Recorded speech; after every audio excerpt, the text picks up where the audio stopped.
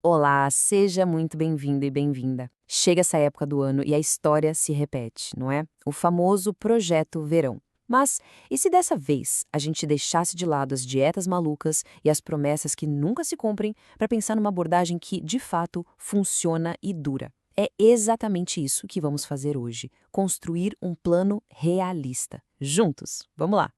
Projeto Verão.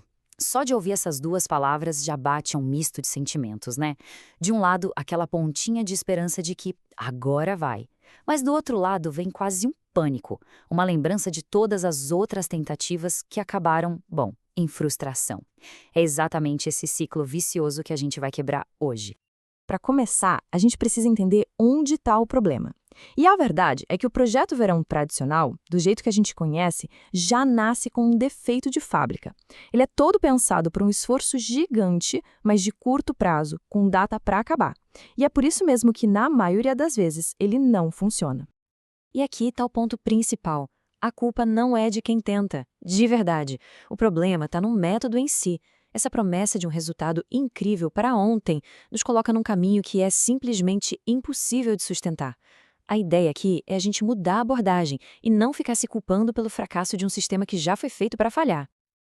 Ok, então se o problema é o método, qual é exatamente a falha? Bom, a principal armadilha, o grande vilão dessa história, são as metas.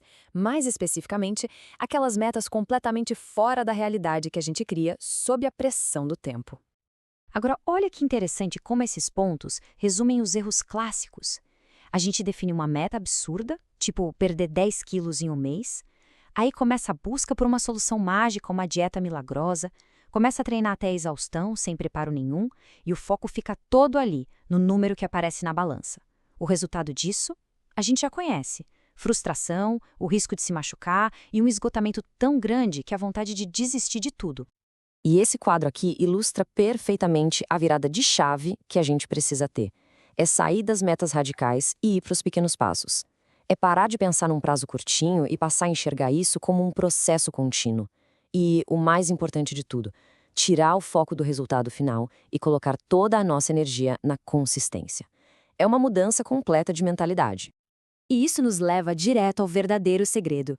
A filosofia que está por trás de uma mudança que dura para a vida toda. A ideia é esquecer a perfeição. O que realmente importa aqui é a consistência.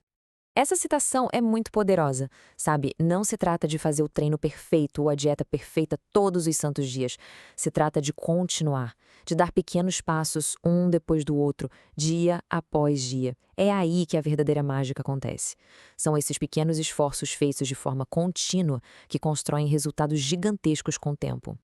Eu adoro essa analogia, é perfeita. Pensa comigo, ninguém começa a construir uma casa pelo telhado, né?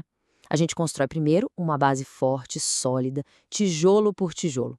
Com a nossa saúde é a mesma coisa.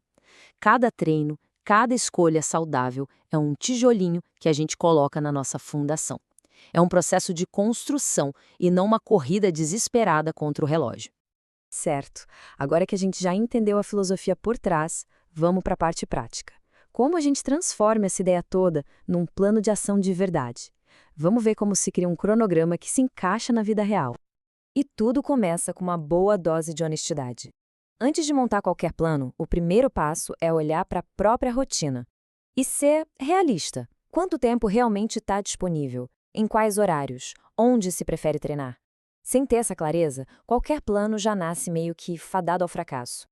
Olha, esse ponto aqui é fundamental para manter a consistência. Se a pessoa odeia correr, se forçar a correr todo dia, é uma receita para dar errado. A atividade física precisa ter um pingo de prazer para virar um hábito. O que faz alguém se sentir bem? É dançar? É nadar? É musculação? A escolha é super pessoal. E, por último, a gente precisa ser gentil com o nosso corpo. Existe alguma lesão antiga? Alguma condição de saúde que precisa de atenção? Qual é o ponto de partida hoje? Começar de forma segura, respeitando os próprios limites, não é fraqueza. Muito pelo contrário, é a chave para conseguir continuar no longo prazo. Com essa autoavaliação feita, a gente chega nesses 6 pilares de um plano que realmente funciona. Vamos passar por eles, mas com foco especial em como definir metas inteligentes e manter a variedade, porque esses 2 pontos fazem toda a diferença. Então, o primeiro pilar é definir o que o pessoal chama de metas SMART, Ou seja, metas inteligentes. Em vez daquela ideia vaga de, quero emagrecer, uma meta smart seria algo como, quero conseguir correr 5 quilômetros sem parar daqui a 3 meses. Percebe a diferença?